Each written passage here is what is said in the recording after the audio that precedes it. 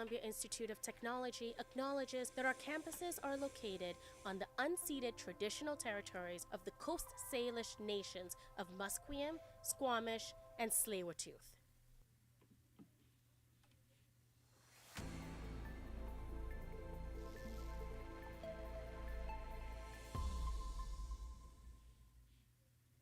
Good morning and welcome to the show. I'm Arden McLeod and this is your news at 11 o'clock. Healthcare workers providing involuntary care now have less legal concerns after changes to the Mental Health Act. BC Premier David Eby says the changes are designed to protect healthcare workers who deliver care to patients held under the law.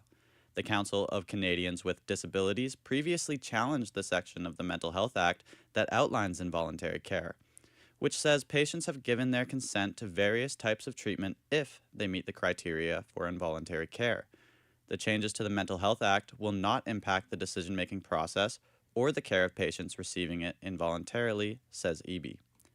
Continuing with healthcare in BC, the province has thousands of vacant nursing positions right now, and new nurses say they are feeling the pressure as soon as they enter the workforce. Quinlan Curry has more from a BC nursing student working in a Lower Mainland healthcare facility. BC still has more than 5,000 nursing vacancies, and new data show safety concerns remain high across healthcare. For young nurses, those pressures show up early.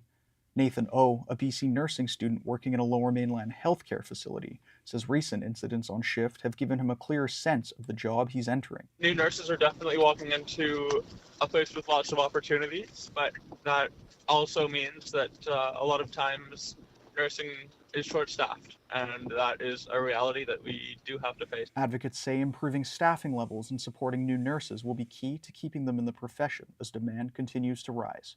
Quinlan Curry, BCIT News.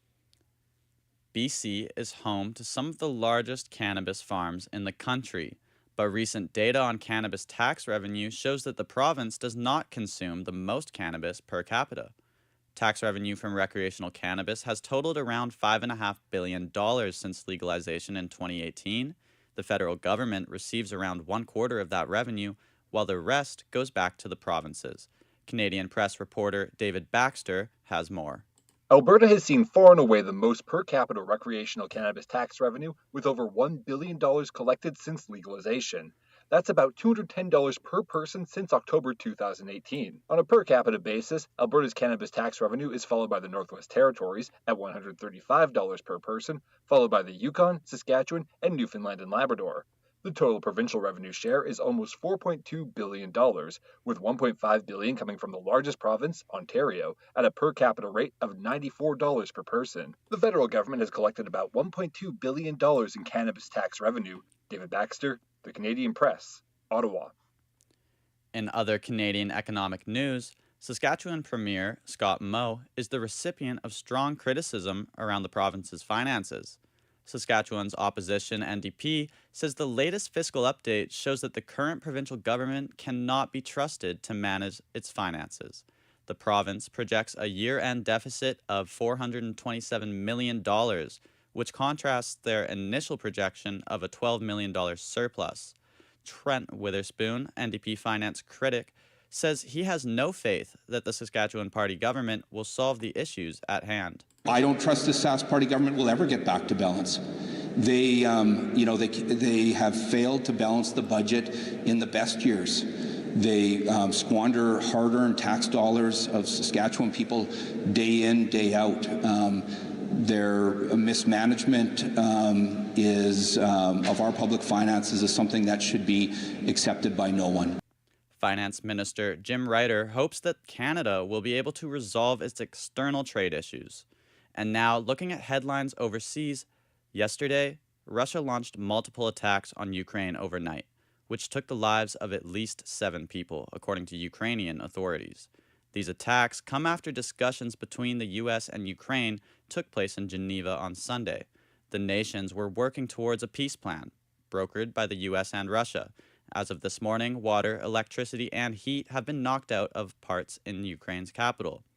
Officials have not given current details of the negotiations. Vancouver is bracing for the rain today. Showers will continue through the day before pausing on Wednesday and returning on Thursday. The coming weekend could be a little bit of sunshine, as it's forecasted to be partly sunny. Thanks for tuning in. I'm Arden McLeod.